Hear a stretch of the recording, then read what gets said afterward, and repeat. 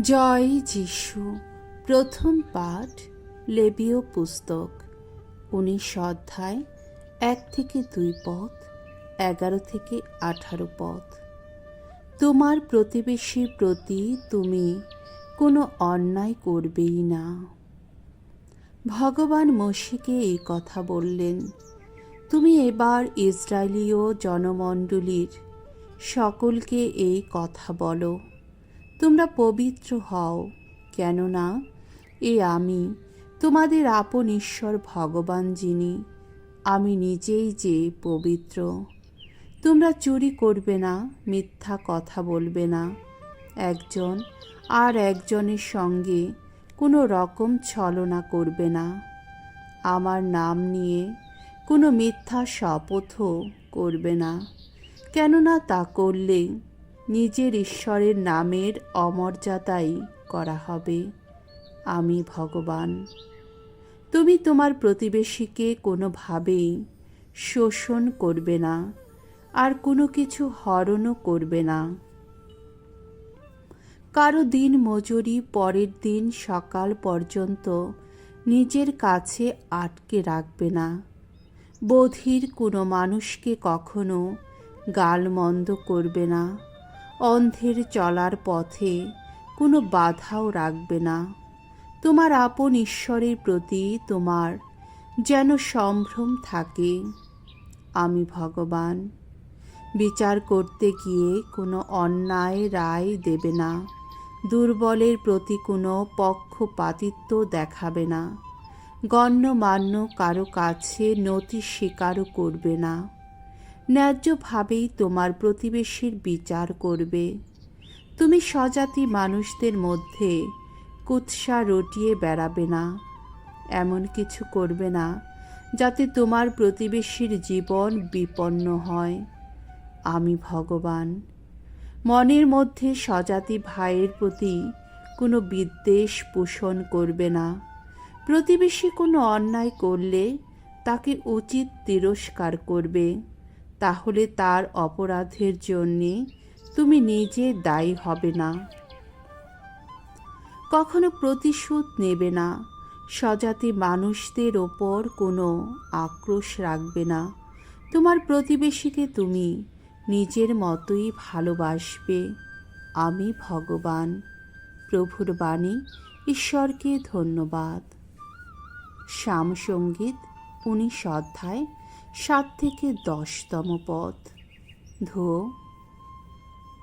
শাশ্বত জীবনের বাণী তোমারই কাছে প্রভু। প্রভুর বিধান ত্রুটিহীন, সঞ্জীবিত করে প্রাণ। প্রভুর সাক্ষ্য সত্যময়, সরলে করে প্রবদ্ধ। প্রভুর আদেশ ন্যায় সঙ্গত, হৃদয়ে আনন্দদায়ী।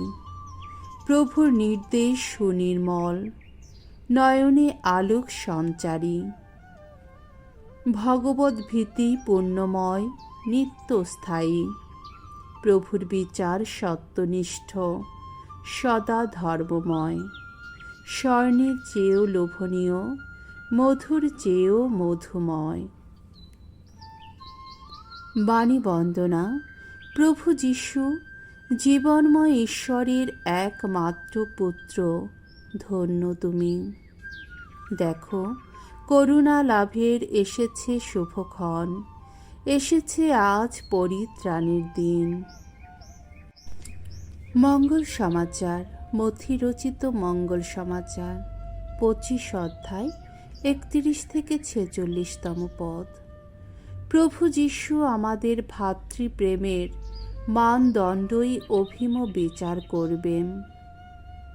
একদিন যীশু নিজের ভাবী পুনরাগমনের সম্বন্ধে শিষ্যদের কাছে এই কথা বললেন। মানবপুত্র যখন আপন মহিমায় মহিমান্বিত হয়ে আসবে, আর তার সঙ্গে আসবে সমস্ত স্বর্গদূত, সে তখন নিজের গৌরবের সিংহাসনে এসে বসবে, এবং তার সামনে তখন সকল জাতির মানুষদের সমবেত করা হবে। মেষপালক যেমন ছাগ থেকে মেষদের পৃথক করে নেয়, তেমনি সেও মানুষ থেকে মানুষকে পৃথক করে নেবে। মেষগুলিকে সে রাখবে তার ডান পাশে, আর ছাগগুলিকে বাঁ পাশে। তারপর ডান পাশে যারা আছে, এই রাজা তাদের বলবে, এসো তোমরা আমার পিতার আশীর্বাদের পাত্র যারা, জগতের সৃষ্টির সময় থেকে যে রাজ্য তোমাদের দেওয়া হবে বলে রাখা আছে, তা এবার তোমরা নিজেদেরই বলে গ্রহণ করো। কারণ আমি ক্ষুধার্ত ছিলাম, আর তোমরা আমাকে খেতে দিয়েছিলে। আমি তৃষ্ণার্ত ছিলাম, আর তোমরা আমাকে জল দিয়েছিলে। বিদেশী ছিলাম, দিয়েছিলে আশ্রয়। ছিলাম বস্ত্রহীন, তোমরা আমাকে পোশাক পরিয়েছিলে। আমি পীড়িত ছিলাম, তোমরা আমার যত্ন নিয়েছিলে। ছিলাম কারারুদ্ধ, আর তোমরা আমাকে দেখতে এসেছিলে।